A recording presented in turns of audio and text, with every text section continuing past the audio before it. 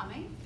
First I thought the crowd was looking a little sparse, and I thought, geez, mental health with teens, just not getting people up this morning. So, but yeah, so when we sat down at the beginning of the year to plan out some of the Coffee with the Counselor topics, one of the suggested ones was that we maybe do something a little bit off of the academic side of things and into some of the other issues that we talk with kids about or see at school and that you obviously deal with at home as well. So we put November as our little mental health meeting, and heading into the holidays and just sort of the doldrums a little bit of the school year now that once it gets underway, and the stress sometimes that families and kids feel as it gets around the holiday time and close to exams, we thought we would go with this. So interestingly enough,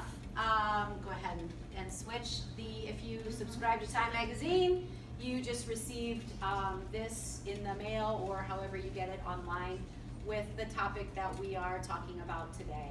And it definitely seems that depression, anxiety, and just mental health or mental wellness in general with teens is a real hot topic these days. So the approach to the presentation today and discussion, I will talk about a couple different things, and then I've copied and pasted in slides from every presentation that we have given this year with the students in our extended A-Spell.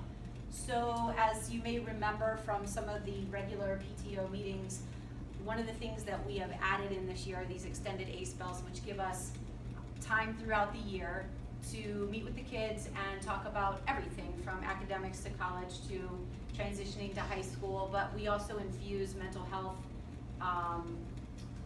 tips, suggestions, things in every presentation. So I'm going to show you the same slides that we have shown all 9th, 10th, 11th, and 12th graders this year, so you kind of have a feel for what we've talked to them about.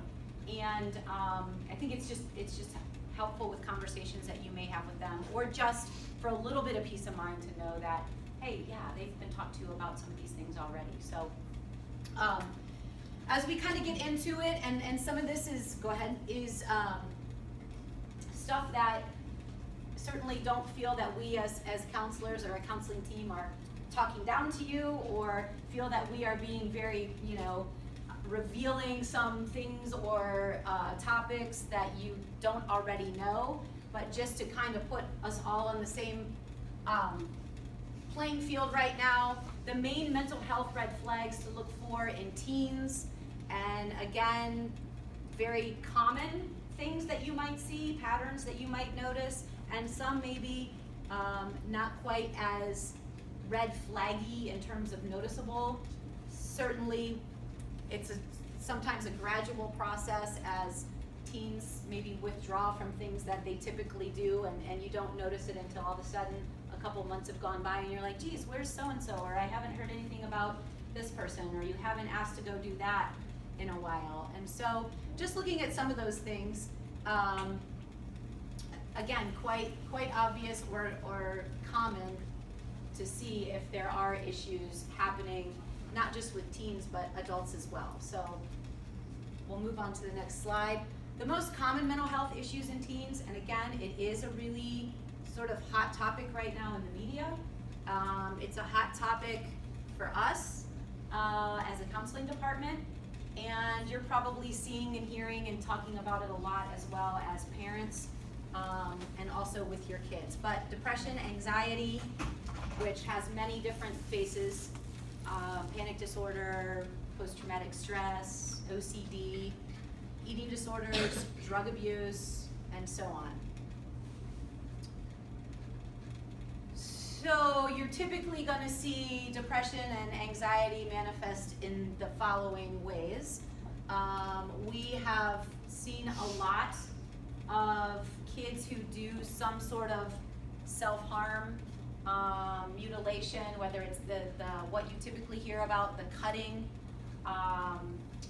We have kids, and a lot of times this is kind of more of a junior high thing, but they burn their skin with erasers to make marks or scars, lots of different things along those lines. personally right now in my office, and I won't speak for everyone else, but jump in. I've kind of noticed a little bit of a decline in some of the cutting and self-mutilation, but it could just be in my office and not in others. So I feel like in the last 5 to 7 years, there was just a ton of that going on, and I'm not sure if the pattern I'm noticing. I would agree. I would agree also. I would not.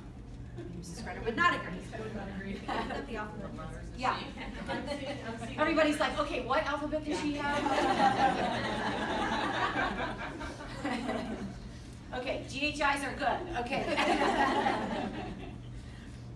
So we can go on to the next slide. Eating disorders, and again, typically anorexia or bulimia. Also something that has been well documented and covered in the media, has been sort of quiet lately, but it certainly doesn't mean that there aren't teens and adults struggling with some of those mental health or illnesses just because we're not hearing as much about it right now. Okay. Hi, Mr. Sweeney. Hello, everyone. Mr. Sweeney, are you seeing a increase or decrease in your office of kids who are reporting like cutting or any kind of like bodily harm or self-mutilation? Put him on the spot, 'cause he doesn't know what we said. I personally have seen less of that, so. Good answer. All right. Drug abuse, and so this is, you know, we're hearing a ton about drug abuse in society, a lot in the form of heroin abuse and the heroin epidemic, and we've had some sort of in-service or professional development on that recently, and you know, a lot of us have maybe been affected by it with friends or kids of friends or neighbors, or just it's hit kind of close to home because of maybe someone in the community that you didn't know, but they live one street over, and oh my gosh, did you hear what happened? And so much of that starting from like pain medication and those types of things, and those opium addictions, that kind of marijuana, painkillers, and there's definitely a path or a trail that tends to lead to that, and it's very scary. I know that we're meeting as a district to look at ways to address or deal with that in the community. Does anybody want to jump in on that with updates of anything? Mr. Mader, I don't know if you've heard anything that's happening. I know they're like a focus group or We something. have a smaller group of faculty and district and building people who are meeting to continue talking about the issue of drug and alcohol use and abuse in our students across grade levels and buildings, and just how we might best address that as a district, and just offer some different educational pieces, collaborate with community partners. So those are discussions that are being held, so we could figure out how best to implement something that's actually meaningful and useful. Loveland's currently doing a parent forum and bringing in some guest speakers. So we're sending some Sycamore representatives to that forum to see, A, the turnout. The thing we don't want to do is do a big parent group evening and then 4 sets of parents show up. So we wanted to target the right audiences and how to target it and to get all that information out. Okay. So key tips for parents, and it's always communication. Keeping the line of communication open, and sometimes sharing or appearing a little bit human and vulnerable to your kids by sharing things that you struggled with, and kind of opening those channels of communication. However, as we all know, there are many similarities in adolescence or growing up or going to high school, and there are so many differences that we see our kids struggling with or dealing with or learning how to navigate, just based a lot on the technology that is now available and the way they spend their time and what gets their attention. So we'll come back to that in a few slides. understanding that mental health disorders are treatable, and that's actually something that we all know, but it's a really good thing to share with kids, because sometimes they don't know that. They might know they're treatable, but they feel like, oh my gosh, I'm doomed and destined for a life of this. And sometimes they're very temporary things, phases, stages, events, and other times they kind of hang on and last for much longer than that. I mean, obviously be attentive to your team's behavior, but sometimes we just kind of get used to their patterns, and some of the things that they do aren't as noticeable, but typically when it comes to mental health, a lot of them do kind of surface quickly, and you're kind of scratching your head thinking, is this just a bad day, and a bad week, and a bad month, and a bad school year, or is this an indicator of some mental health issues? So these are the slides that I was telling you at the beginning that I have pasted in from our student presentations throughout the entire year. So we've met now with all of our grades, and we have met with seniors twice and sophomores twice. We met with sophomores yesterday to do our Scarlet Oaks presentation and just some of the opportunities that are available there. But every grade has now been met with by each of the counselors, and as I mentioned earlier, everything from academic to the mental health side of things. And so one of the first things that we mentioned to them, that in addition to their comprehensive counselor, which is each one of us who has a certain section of the alphabet, and we're sort of responsible for everything in terms of academics to any kind of other counseling or support that we can give them. At Sycamore, we have a unique situation because we also have 2 student assistance counselors who have the same training and some different training that we all have, but their focus is more on that personal counseling, problem solving, crisis intervention, support groups, and so on. Our 2, as most of you know, student assistance counselors are Brenda Fisher and Mark Millett. We showed them this little video. I just stuck it in there. We're not going to show it to you, but it was just like this really cool little 3-minute, almost stick figure video that talks about how the brain and the body chemically reacts to stress and any sort of anxiety.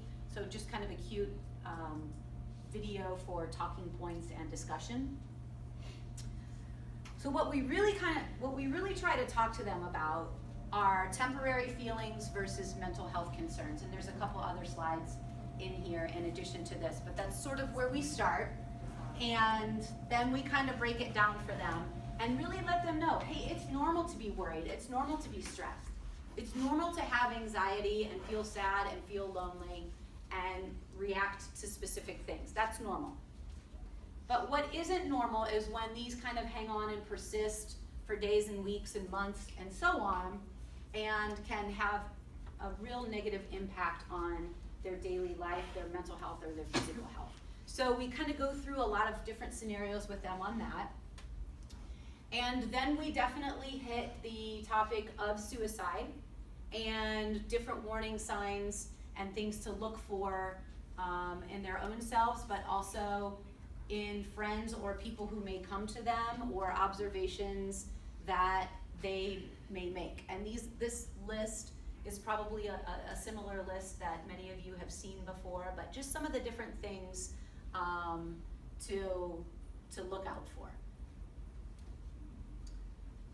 And then we're always following it with the message of hope and help. So we want to talk about those things. We want to put it all out on the table. We want to lay it out there for them. We want to call it by name. And then we want to say, okay, so then what happens? What do you do? How can you help a friend? How can you help yourself? And it's always to reach out. Always, always, always. And so the crisis cards that I pass out to you, every student in the building has now received one of those, and we order them every year. And we tell them, look, you're going to get this, and you don't think that this applies to you or has anything to do with you, and you're fine, and blah, blah, blah. And it might not right now. But we ask them to put it in their phone case or their backpack or somewhere, because they don't know when they might have the need for something like this, or when someone might come to them. And we never want them to feel like they have to solve someone else's problem or even their own problem, and that the first step is typically to reach out to a trusted adult and to let them know that help is available.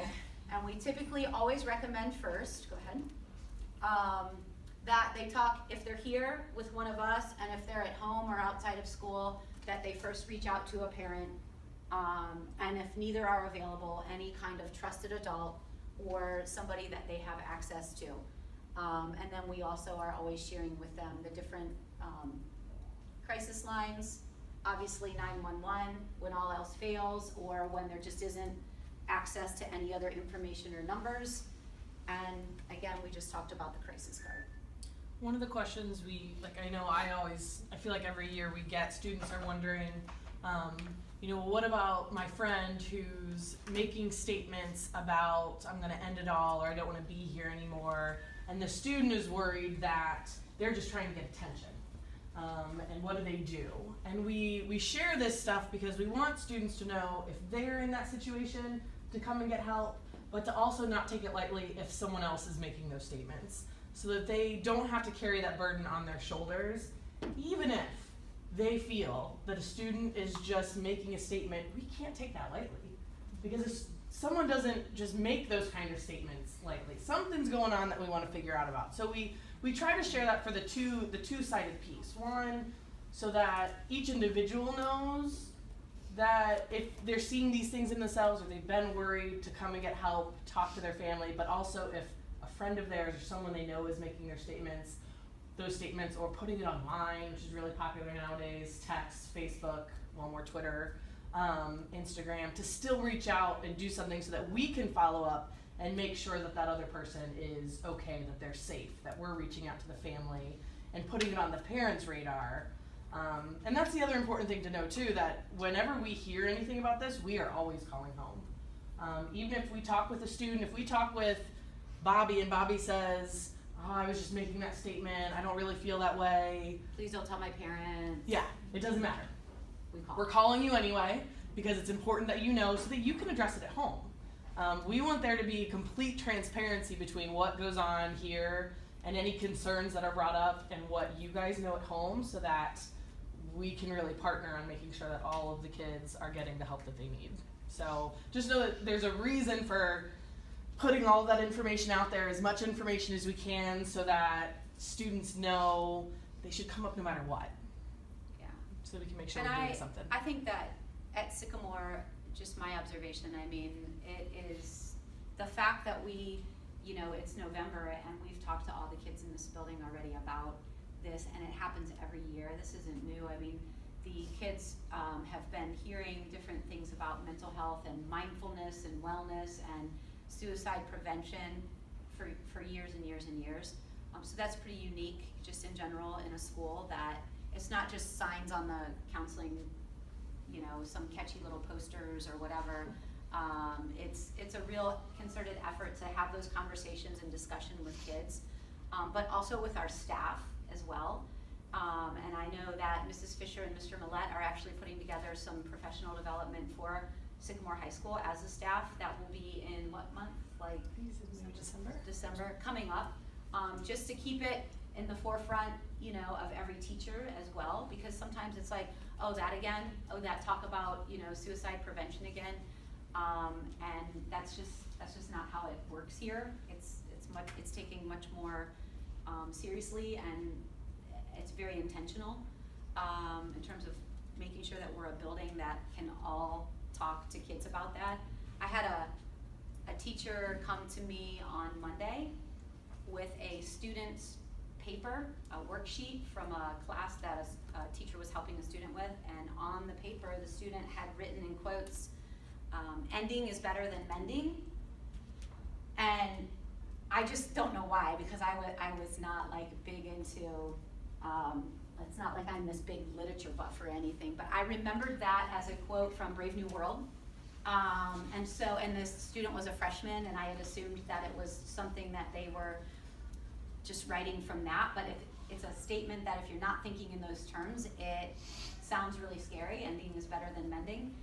And so, I called mom, I called dad, and just wanted to make sure that they were having that conversation, And the teacher did with the student too, and the student said, oh, I just like to mess with people, you know, like blah, blah, blah. And I mean, it was not meant to be like a horrible thing, but if anything, that child knew that somebody was looking and that somebody was paying attention to things that are written down, and that, you know, teacher was in my office like almost in tears within like minutes of seeing it, because it just kind of shocks you a little bit. So it's just kind of picking up on what you said.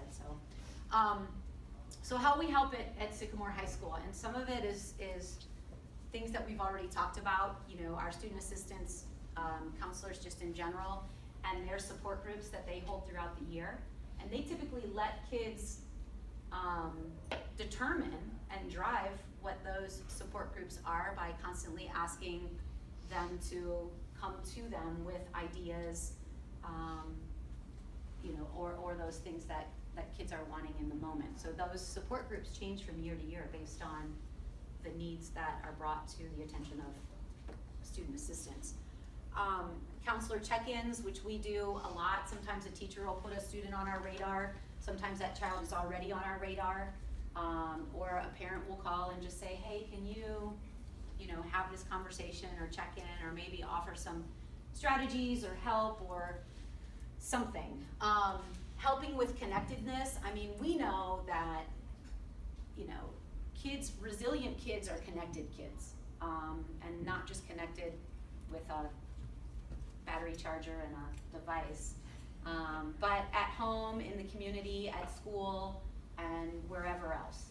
And so helping, and Mr. Mater is always challenging kids to join a club, start a club, be involved, be in the band, on a sports team, do whatever it is that you love, and find it. And if you can't find it, create it. And if you're not the kind of kid that would create something, then ask an adult in the building and we can maybe help point you in the right direction. But constantly trying to get kids connected, providing resources and referrals, looking at how we do business at SHS. So why are they stressed? Why are they depressed? Why do they have anxiety? You know, a lot of different reasons. How can we maintain the integrity of what we do as a high school and as a challenging high school, but also look at our practices? Do we give too much homework? Is the homework, meaning should the homework be assigned?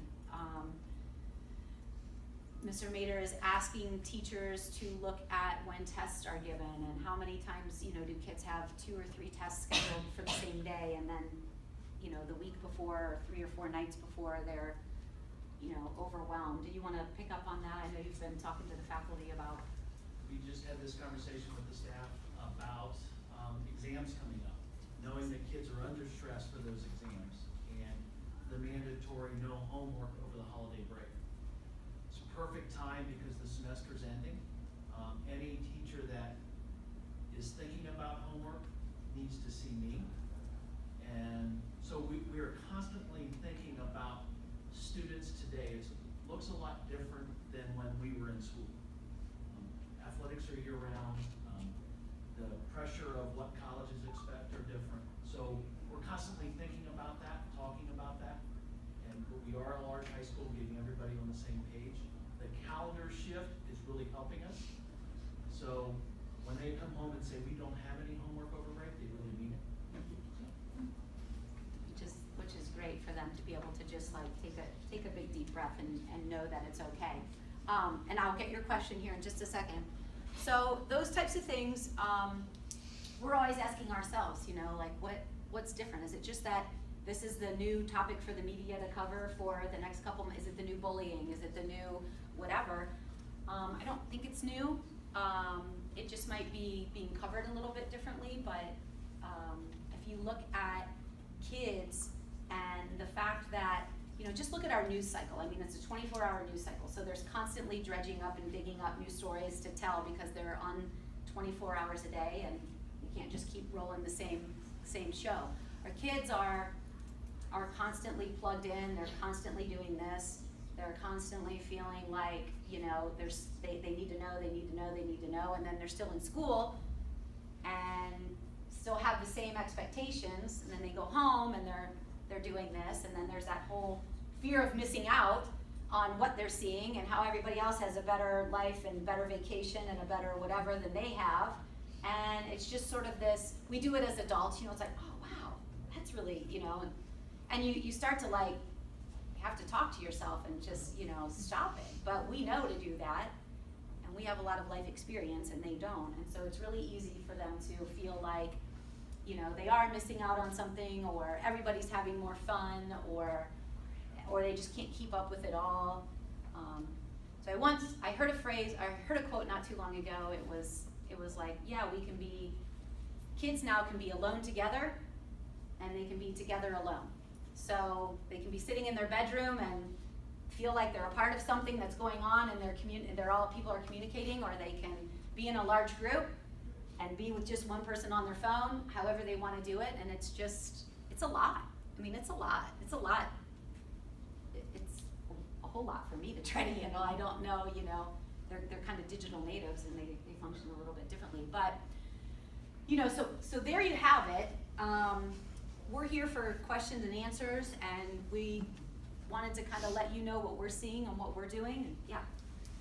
Kevin, why don't you talk about those support groups a little bit? How are the students made aware of them? And I know you said they kind of, whatever the students are asking for, but you kind of have a large population of students who don't ask for things. You're right. So how do you reach to those students and get them the support that they need? Can you answer that? So at the beginning of every semester, we offer support groups, and there are announcements that go out. I think every student received an email with information about support groups, and then kind of a sign up to express interest. And then on that sign up, students are able to list, I don't know, there's probably like 10 different categories usually that they can indicate what their interest might be. And then what Brenda and Mark do is they'll sit together with our counseling interns, and they'll look at all the students that were interested, all the different topics they're interested in, and figure out if they can get a group together for a similar topic. So are there, you know, enough students that want to talk about stress management to do a group, or anger and frustration, or perfectionism? I think we've had a group about that before. We've had all kinds of different stuff. We offer Fernside groups for grief support. So it's based off, but all the students, at least this year, because I think it was a Google form, every student received an email with the information, and then we tried to share it out, you know, on the announcements, the monthly newsletter, I think on our newsletter one time, just try to get it out there as much as possible. There's a huge big poster that was on our counseling office door, so that everyone could see it, try to catch their eye. And then it varies. And then sometimes it's bigger than others. Sometimes we offer groups one semester that there's no interest in the second semester. It really just, it depends. About how many kids take advantage of it? Oh, that's a good question. 15, 1,000? I think right now we have, I think there's 3 groups running, and there's probably anywhere from 5 to 10 kids in a group. So it does vary from semester to semester. I think the neat thing this year about putting it out to the students via email is because I think there is that fear factor for a lot of students, especially younger freshmen and sophomores, of, well, I don't want somebody to see me filling out a form for a support group. So they have that option to sign up digitally. Now still, if they're still not comfortable with that, you know, we encourage them to come and see us and talk. You know, if I know of a student that's struggling with something, I'll reach out to them and suggest a support group, but that's not gonna be every student too. So sometimes it's getting together with their friends and putting saying, okay, you do this, I'll do this too, and then getting signed up for a support group. So in the past, we've had everything from male and female athlete groups and how they, navigate the stresses of being a student and an athlete. We currently have a group for LGBTQ students. We also have had divorce groups in the past. So it's really driven by what the students want and need. Yeah. You said you have 3 now. Can you name what they are and what they need? The stress management group, LGBTQ, and the grief group, which is through Fernside. We have an outside provider that comes in to do that. I thought I heard a kid mention there's like a learning disability group that's being started. There's a social skills group, but that's there's social skills. that social skills group is the kids are selected for that by like a teacher or Yeah. We have a speech and language pathologist that works on that group that's not necessarily a support group that we run through that sign up. But they run on rotating bells. I think that was probably the question. So they meet weekly and we rotate bells so that they're not missing the same class more than once.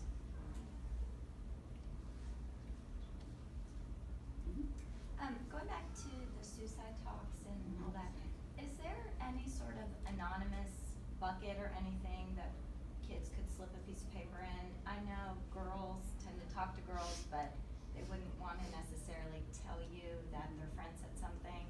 But if anonymously there was things that could be just suggestions for the school and or so people would know what people are putting in there, does that exist? There's that hotline now, that we have posters all over the school that they can make. I think it's anonymous, right? Anonymous hotline where they can call in. And we do have students that'll come up and say, I don't want so-and-so to know that I came up and said this about them. And then we just try to manage that with them.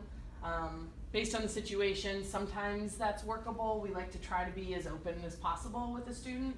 But yes, I've had situations where a student has come up and said, I really don't want them to know. And we might be able to work that out, like if it was something said in a class or something that was put on Twitter that maybe other people could have seen. If it was something that they've directly texted to another student, then I usually have to say, listen, the moment I talk to them, they're gonna know it was you. Yeah. Can I just be open about that up front, let them know that you're really worried about them, and we talk that through. But there is the hotline now, and it's on the crisis card that all the students have. I know we have posters around the building about it that anybody can call and express a concern that way too. I mean, usually kids don't call people nowadays. No. They don't know how to use a phone. No, I can't imagine that they would do that, cause then their voice is on there and. I would say in those situations when a student is really worried, somebody does come and tell us. Okay. And then if it's one of our students, we get them, and if it's another counselor's, we do that. A lot of times more than one student will come up on if they're worried about someone else. Or sometimes the student will tell their parent, and then the parent will contact us. My favorite line to use is, it's come to my attention.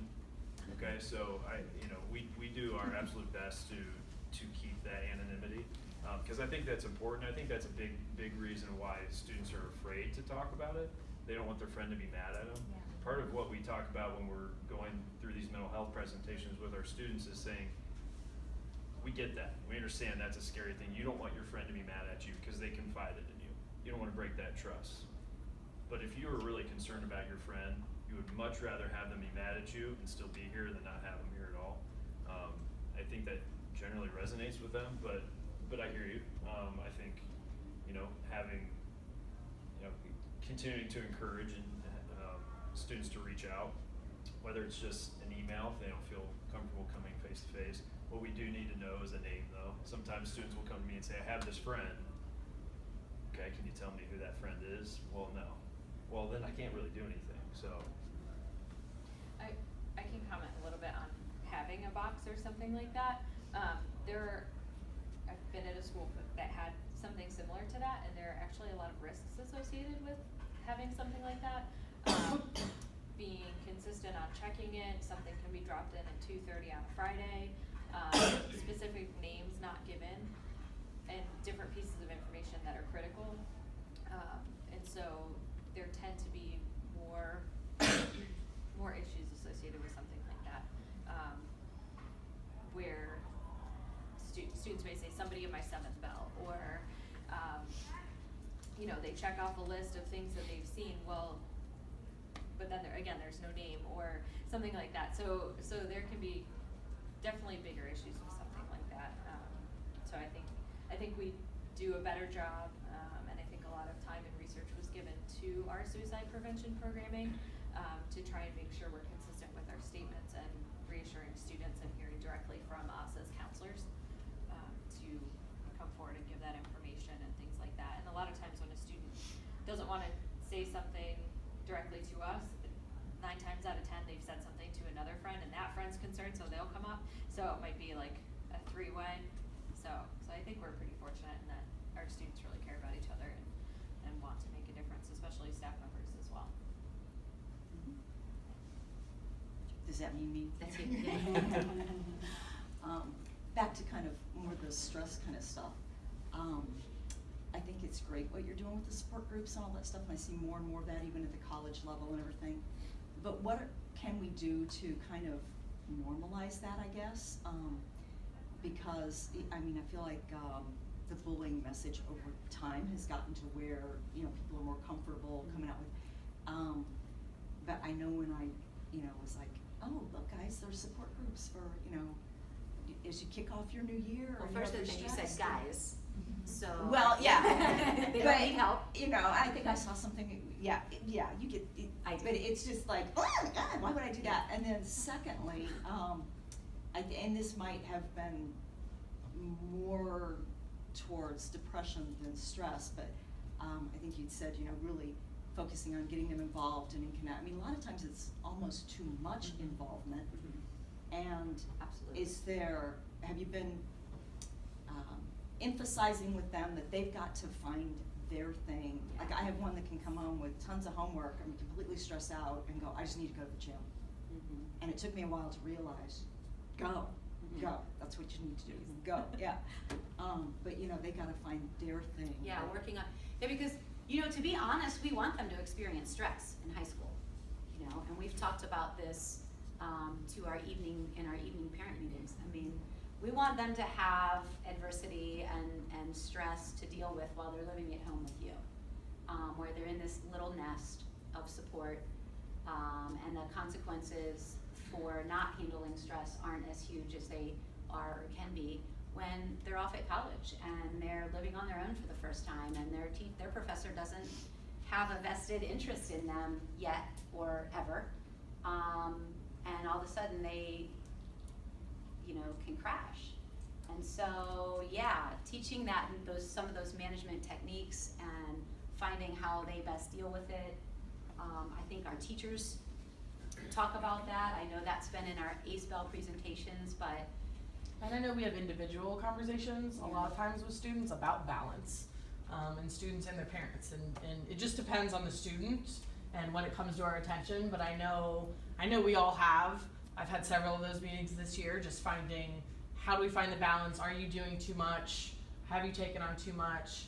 Do you not have anything? Do we need to add something? Can you handle more? But those are, I think, constant conversations that need to be had throughout the year and probably over the years in high school.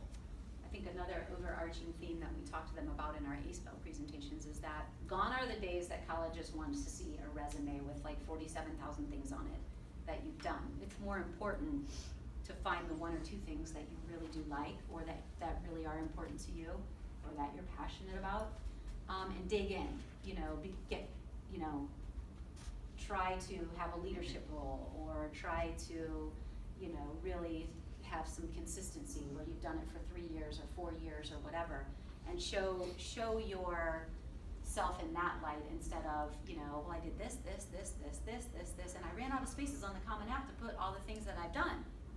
Okay, well then just pick the 10 most important to you, because there's 10 spaces. But do you think they're gonna wanna see this, or do you think they're gonna wanna see? Yeah, well, that was from the 7th grade, so you don't need to put that one on him. I'm just kidding. We get really funny questions. Some of my easiest recommendation letters to write are the students that have those 1 or 2 things that they've been involved with and are really passionate about, because one, the students are able to articulate to me how much that thing has meant to them and what they've done and how they've been involved, where they can focus on those couple things versus giving me that resume that has every activity they've been involved in since the 9th grade. And that's awesome, we want them to be involved, but yes, we are talking about balance here.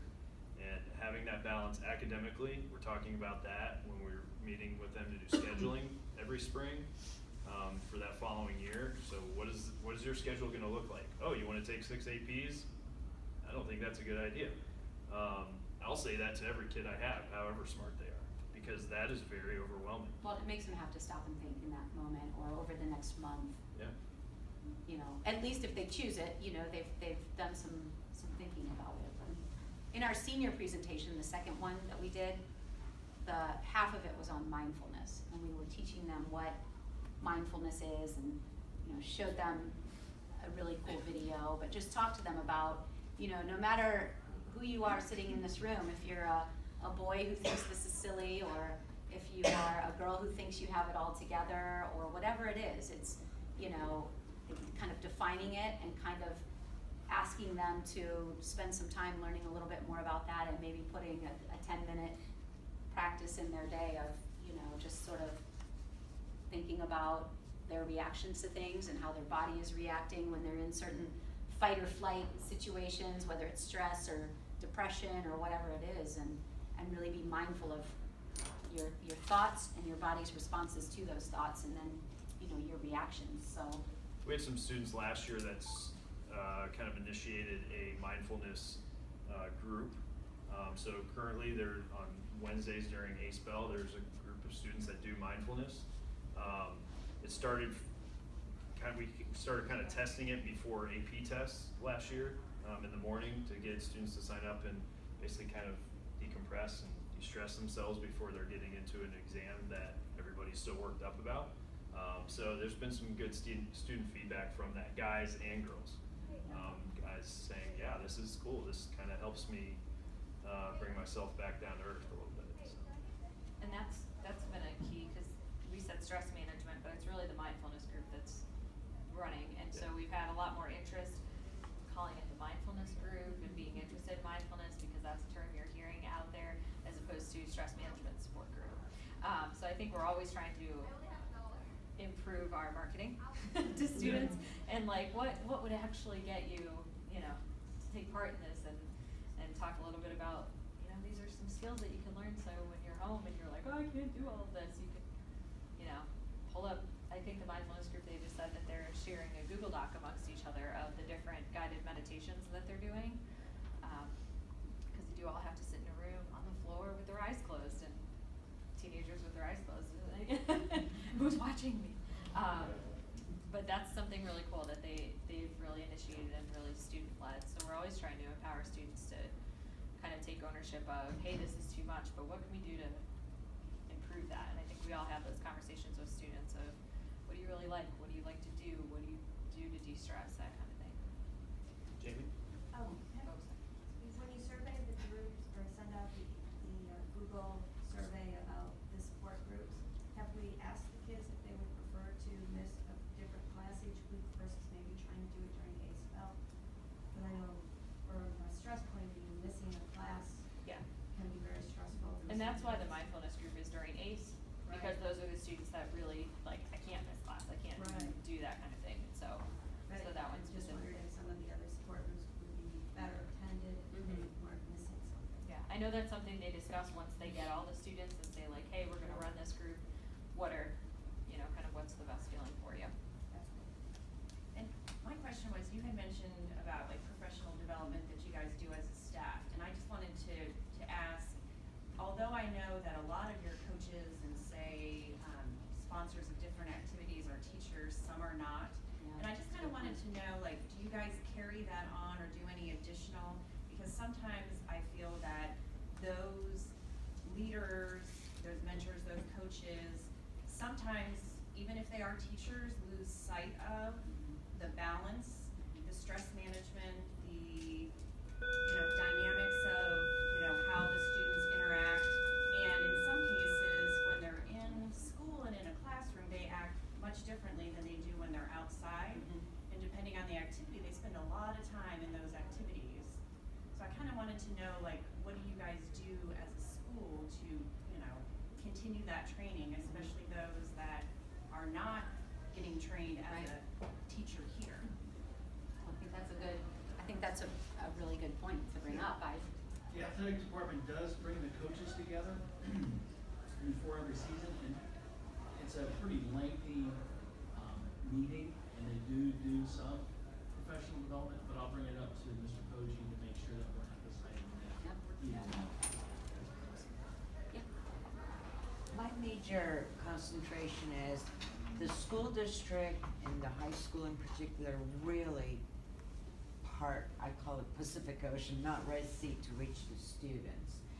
But not only as a former educator, but as involved with the parents, I still see, observe, and hear a lot of stigma of mental health of the highly educated parents we have in our school district which also affect the children, because children only model what they see 24/7. And it goes back to what Doug was saying earlier, where Lakota Loveland is trying to reach the parents.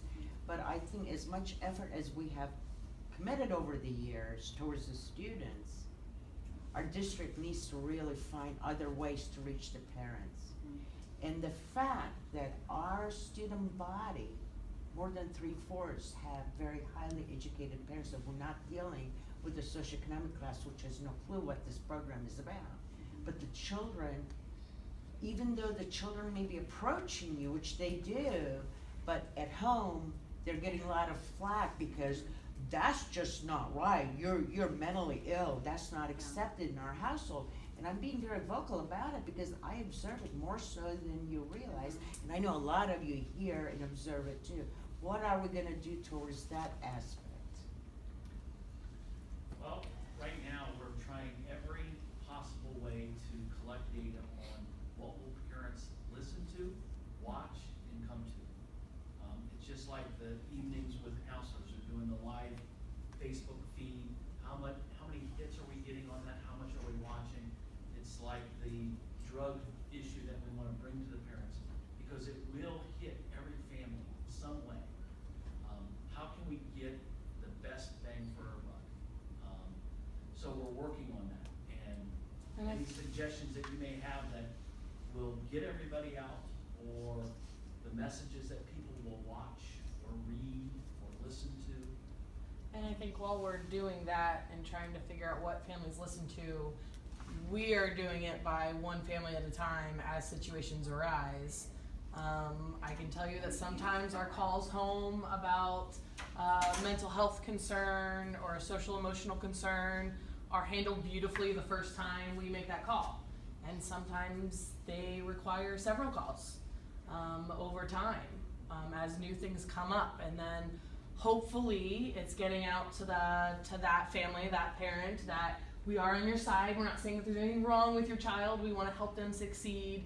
You know, how can we help you get them there? You know, do you need referrals? Do you need here are places to start? So sometimes it's one family at a time as situations arise and as we learn what that family's thoughts are on the process. So it really does vary. I think all the counselors, as we have to call home when certain things come up, so that starts the conversation, and sometimes it's multiple conversations before things can happen. And then, but I like that our district is taking a really thoughtful approach, because I know we have had parent presentations before that have been very poorly attended, from what I've heard. And we don't want that. We don't want something that's not meaningful. So I like that we're being really purposeful on, as a building and as a district, on how to make this, I don't know, how to do the outreach. I think it's important to collaborate with the community as well. You know, we as a school are absolutely invested in you know, educating students and families. But I mean, just looking in this meeting today, this is probably the least attended. I'm glad you Coffee said with that the instead of counselors me all year. pointing that out. And so, and so why is that? You know, is it because there's a stigma with mental health, and that's what our topic was today? Probably. And that's not, as people don't want to talk about it, and people would rather talk about college applications and testing than they would talk about mental health. So we want to collaborate with the community as well. We had a really cool professional development a couple months ago with some folks from Mason High School, some agents from local FBI agency, and talking about the heroin epidemic, and you know, how we can all work together as a community, because we're all trying to accomplish the same thing. We're trying to educate, you know, and we need to put our resources together. So, you know, that's kind of where we're heading with this, and we want to be a part of that. But it's not just us here. And it's really interesting because, like, school counseling, schools in general, we're in this very strange place because we're not a mental health treatment center. But we get asked to be that a lot. And then sometimes if we overdo that, we are kind of told, like, who do you think you are, calling home and saying this or doing, you know? And so it's this, So we try to be proactive, although we spend a lot of our time being reactive, because that's just the nature kind of what we do. And we don't want to be a mental health treatment center, and I know that's not what you're asking or saying. I'm not saying that. It's just, it's an interesting, sometimes we have to weigh out, okay, who should be responsible for this programming or that, whatever, you know, and it's hard for us, because we, as counselors, I mean, we want to be all things to all kids, all parents, all teachers, all everyone, but sometimes it's like pump the brakes, because, you know, we aren't the parents, we aren't the treatment center, we aren't the this or the that, but we do take our responsibilities very seriously. It's just, it's kind of tough to sometimes know where we belong too. Yeah. Or I'm sorry, Jerry first, and then. I think that, not unlike the heroin epidemic thing, I think if you really want to get to parents, I think it's too easy to say, this doesn't apply to me, not my kid, Yeah. it's a certain group of people.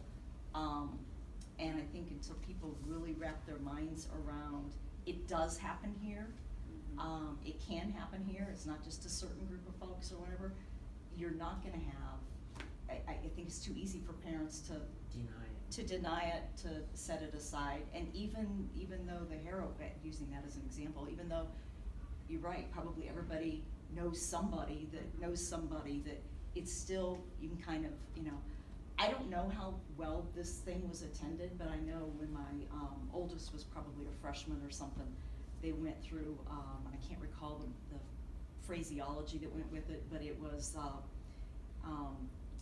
if you hosted parents who host lose the most, I think that was it. Yeah. And I'm guessing that might have been decently attended, because you needed to understand that as a parent. You know, I mean, you kind of grew up in a different era, and these rules apply to you. They now apply to you. So I just tossed it. I'm trying to think of, you know, but it's so easy with, you know, people have too much going on, and it's just kind of easy to go, yeah, that one doesn't apply, that one doesn't apply, that doesn't apply. Because you as parents have to pick and choose what you can Yeah, spend right, time on, the exactly. same way the kids do. Exactly. And I spent more time figuring out how I was going to word this Coffee with the Counselor on like our newsletter and social media than I did any of the other ones. I was very careful about how I worded it. Lisa. I know this is a controversial topic right now. Bring it. With the recent election rhetoric, especially about people who are different. Yeah. One of the concerns I have is those who are vulnerable, those who are targets. And I guess I have a two-part question. What are you seeing here in terms of any of that? And what are you doing maybe with people who are at risk or who are vulnerable? Yeah, so that, you know, we talked about that last week, and dealt with situations as they arose, but they really, you know, didn't arise a whole lot. Asked teachers to be thoughtful about what is said in terms of in the classroom and their opinions on, you know, the election. You know, that's kind of one of those things I could say, you know, for me as a parent, I say that's my job, you know, that's my job to talk to my child about that. I know they get turned loose then in the school, and then they hear all different things, and it's like, you know, but I mean, a lot of it is just learning how to. I was gonna say I've heard one situation, and the one situation I had was a student came in and was uncomfortable in a class because she is conservative and her class is predominantly not. And so we had a conversation about that.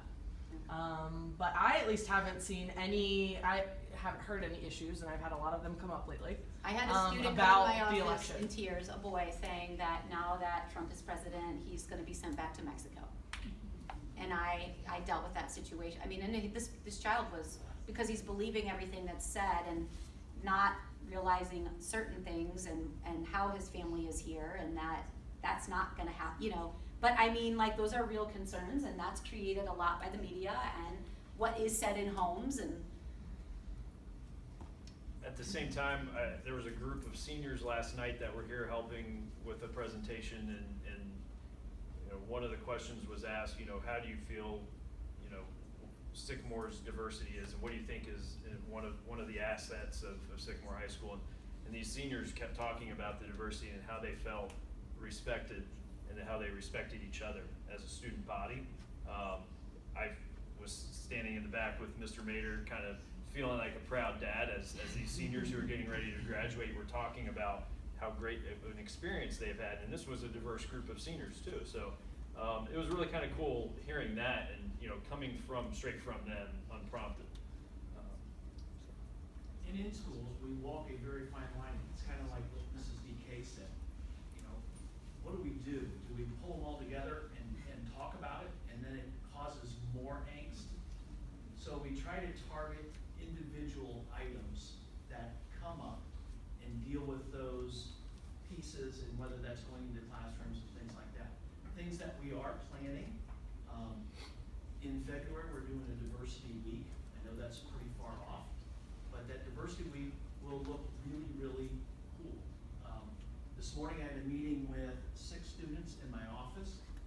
If you're not aware, we have a unity wall that students produced. They wrote every procedure, every policy that we had. But we walked in on Tuesday morning and there was a unity wall with some expression, save the bees. Everybody has rights.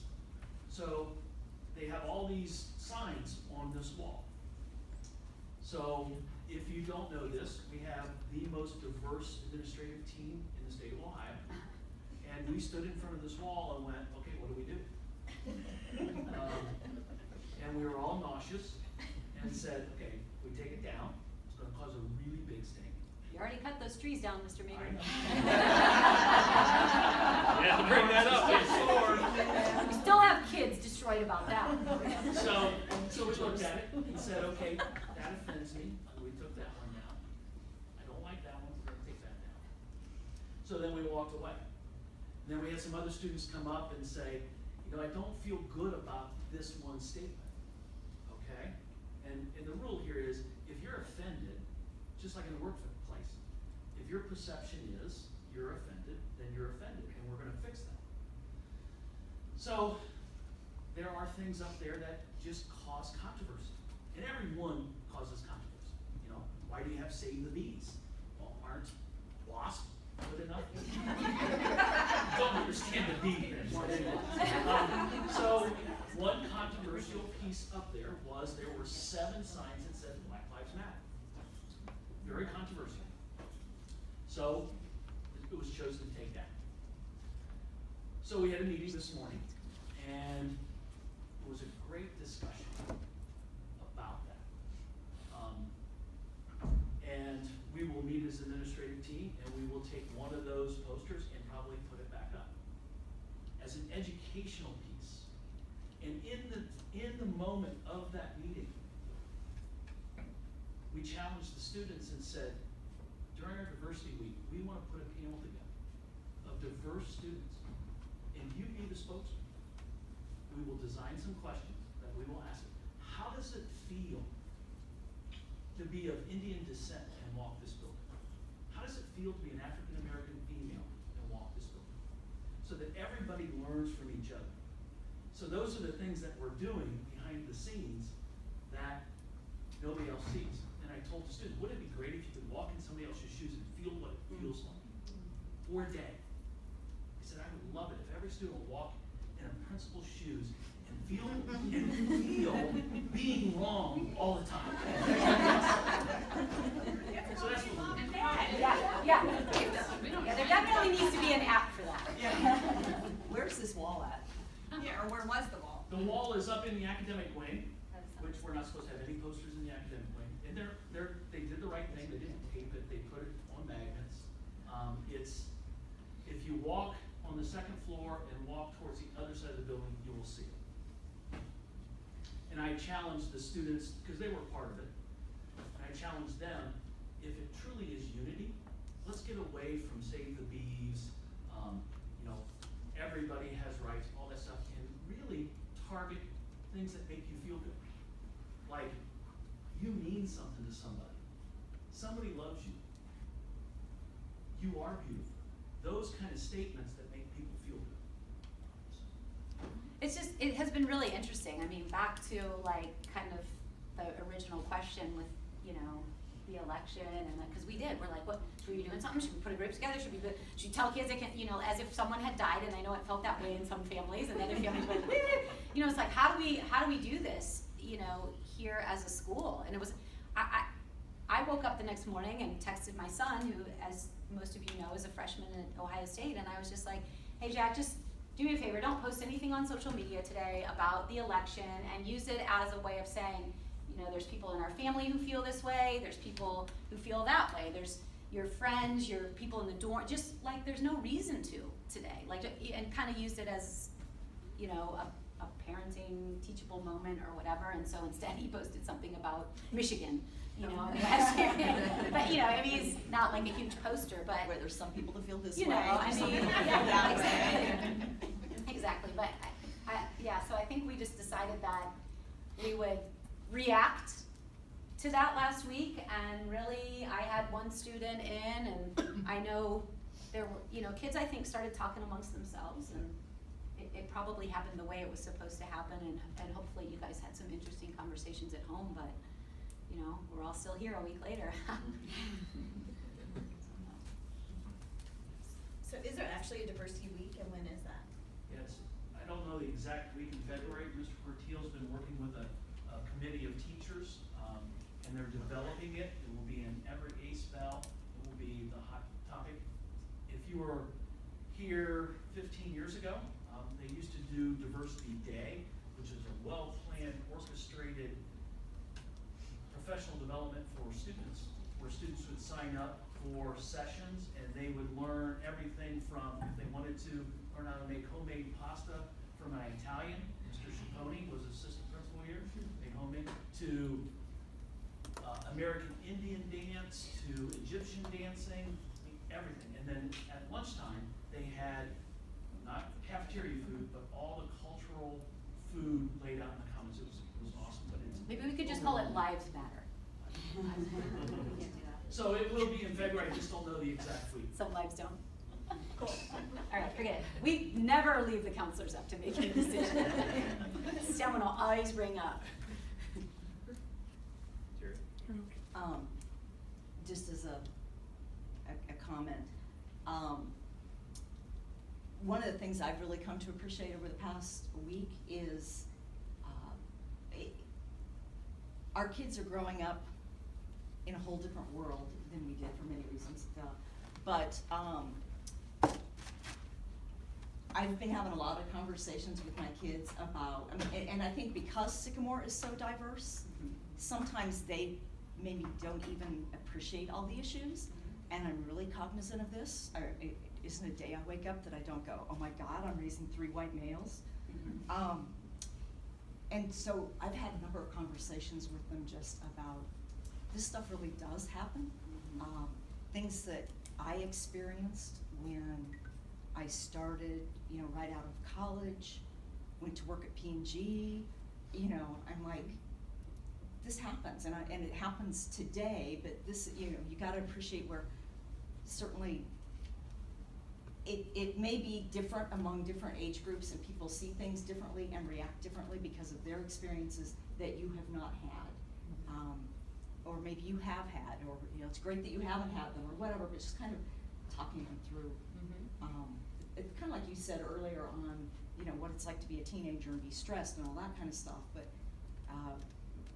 you know, growing up, I grew up in a much less diverse world, and just helping them appreciate what that's, the things that they take for granted growing up in a Or we in a take for district granted like that they're Sycamore. going to connect those Yeah. dots because they go to a diverse school, or because they are so worldly now. We think, oh yeah, they'll understand all that, they'll get it. They may not, unless we. I think that is the neat thing about kids going to Sycamore, is that it is so diverse, and it's kind of like everybody gets the same opportunities. Right. And so they're a little bit blind to what may happen after they leave our doors. And so those conversations are really important to have. I mean, other than students who coming from, you know, your always suburban high school or something like that, just a different world they'll encounter in so many different ways. I think Sometimes being in a diverse high school is a curse as well for those that are administrators. The conversation conversation in meetings that I had this morning He's was really an not pretty eye-opener funny today, in isn't he? terms of students saying, you know, Mr. Mater, I walk down the hall and I still hear racial slurs, which it just shocked me. And those information that we can talk to our students that, you know, A, that will never be accepted in this building. And if we ever find out, one, it's an educational moment for that student and that family, but there's also severe consequences that come from that. But that gives us an opportunity, like the forum that we wanna do with the students can talk to other students about what's going on. And then we can say, this is what happens in the real world when this happens, and especially in the school.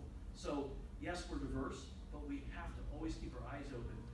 What does that diversity bring? And to be able to teach each other about the cultural and the diversity that's out there. I would say too, overriding mental health, different diversity issues, things like that. Counselors always wanna be here to help. And we can't be the eyes and ears everywhere in the building. So if your child is struggling with anything, contact us. We can always kinda help direct, like, we might say, I think that conversation can happen at home, or here's how I can support here at school, or here's what I think might be the best path for your student. I think the one thing that sometimes can be frustrating for us is if a student's really struggling with something, thinking about that college admissions piece, sometimes things are withheld from us because there's concern about what we may or may not share and how that might impact their future, something like that. We always want the best for a student's future. So if we ever think there's information that you can tell us, I prefer you don't share this information, or different things, but we are never going to disclose things that we feel would be damaging for a student's future. We always want to help a student in the moment and in that year, and by contacting us and us being a part of that conversation, we can sometimes help improve the child's life at that point in time that's going to make their future better. So always keep that in mind in a lot of different considerations with your child.